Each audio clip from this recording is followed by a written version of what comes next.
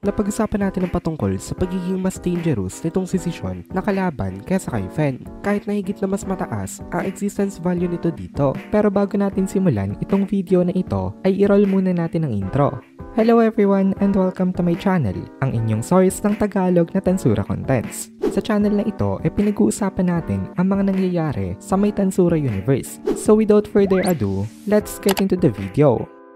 Nagka-upload nga pala ng solo leveling contents ang Anime Fan Narrations na owned rin ng Anime Kohai. So kung interested kayong manood ng mga contents ng solo leveling ay pwede nyong i-check yung link sa my description. So sinabi nga nitong si Ultima na mas delikado pa nga daw nakalaban itong si Zishan dito. Binigyan ito nitong si Ultima ng isang analogy na ang atake daw ni Zishan ay parang isang spear, which is an instant kill. Dahil kapag tinamaan ka daw ng direct hit nito ay siguradong hindi ka makakasurvive. On the other hand naman daw ay ang atake naman daw ni Fen ay parang isang hammer. Meron daw itong great power at kahit isang beses ka lang daw nitong tamaan ay makakapag-deal daw ito ng napakalaking damage. Pero malaki daw ang difference nila kasi yung kay Zishan daw ay patusok habang itong kay Fen naman ay flat na surface. Pero kahit daw na ganun, same lang sila ng damage. Mas sharper lang talaga itong si Zishan compared sa kanya. Ang dahilan naman kung bakit naka-equal itong si Fen ay dahil sa kanyang enormous na existence value. Pero same nga sila. In a way, napatay ka pa rin naman kapag tinamaan ka ng maalinman sa kanilang dalawa. Ngayon na clear na itong utak nitong si Ultima dito ay mas naging madali na para sa kanya na makipaglaban.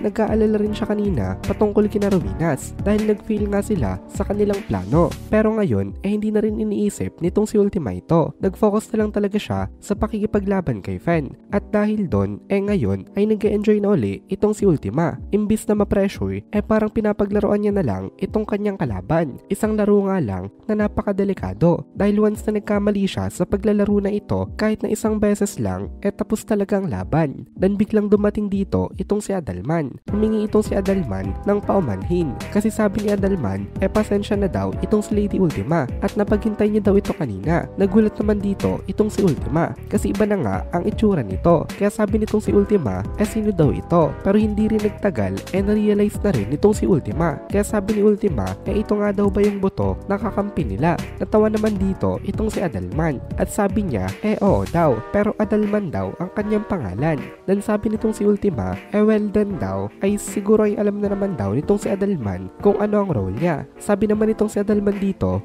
of course daw, with high speed communication gamit ang thought acceleration nag-usap itong dalawang to at dinivide nila ang kanilang role sa paglaban kay Fen. Itong si Adalman na ngayon ang magpa-function as vanguard. Parang pinalitan niya naman ngayon ang role nitong si Albert. Dan itong si Ultima naman ang magpa-follow up ng maraming dark magic na nihilistic banish. Gagawin nila ito ng paulit-ulit para ma-reduce ang stamina nitong si Fen. Ngayon daw na meron na silang working na system it's only a matter of time daw at sila na ang mananalo.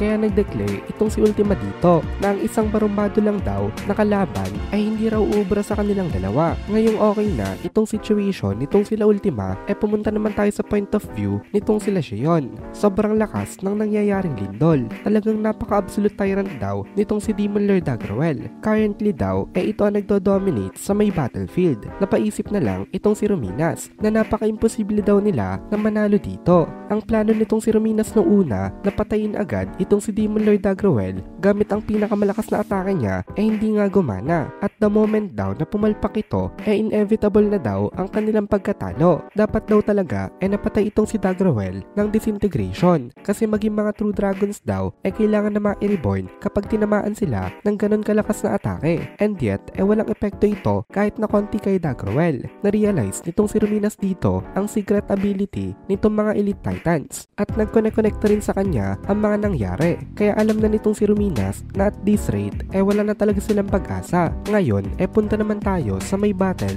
nitong sila Albert at Glazoid. At first glance mukhang patas pa rin ang laban nitong dalawang to. Pero kung i-observe mo ng maayos sa mata ng isang ultimate skill user kitang-kita nila na sobrang lakas pa ng aura nitong si Glazoid habang paubos na ang aura nitong si Albert na para bang mawawala na ito at any moment. Although same level sila halos ng skill ang nag-dictate daw daw ng winners laban na ito ang kanilang differences sa amount of life force. Kumbaga paubusan ito ng magic use. At since times 10 nga na mas mataas ngayon ang existence value nitong si Glazoid, syempre ay itong si Albert ang unang mauubos. Kaya hindi daw natin pwedeng sisihin itong si Albert nang dahil dito. Kasi kung mataas ang value niya, hindi siya matatalo. On the contrary, dapat pa nga daw natin na i-praise itong si Albert dahil sa kanyang excellent swordsmanship laban sa may King of the Swords. Mas magaling pa nga daw itong si Albert pagdating sa swordsmanship dito. Sadyang lugi lang talaga si Albert sa other characteristics nitong kanyang kalaban. Taking everything into consideration, lamang pa rin ang side nitong sila Dagrawel ngayon. Kasi kahit na nag-e-enjoy itong sila Ultima, nagsasuffer naman sila Ruminas at Albert sa kanilang mga designated opponents. At this rate daw, paunahan na lang na magkaubusan dito ng mga tauhan. Kasi once na natalo na nga ang katapat ng isa, pwede na silang tumulong sa ibang battle na nangyayari rin at the same time para mai-overpower ang mga natitira dito. Malakas na itong si Adalman. Nakuha niya ang body ni Wendy na mataas ang defense at ang magical count. Pero syempre, wala pa rin daw itong binatbat kumpara sa true dragon level na si Fen. Kaya hindi rin nila agad matalo itong si Fen para tumulong kina Xion at Albert. Habang nakikipaglaban itong si Xion kay Dagrawel, nanonood rin pala itong si Ruminas sa may laban nitong sila Fen. Nakaramdam ng mixed feelings itong si Ruminas dito. Ito ay dahil kay Ultima. Matagal na nga kasi naging mahirap kay Ruminas itong Purple Primordial. Bago ito maging subordinate nitong si Rimuru, talagang pasawa ito dati. Kaya naiinis talaga siya dito. Pero at the same time, natutuwa rin ngayon itong si Ruminas sa kanya. Kasi nakikita niya ngayon kung gaano ito ka-reliable na kakampi sa isang dahil napaka-masterful daw nito sa pakikipaglaban. At dito na muna natin tatapusin itong video na ito. Kung nagugustuhan mo itong mga videos natin, ay please consider joining the membership para mapanood mo na agad ang mga kasunod na part dahil palaging advance ang ating mga members. Also, ay please consider leaving a like at mag-comment ka na din para ma-boost naman tayo ng algorithm.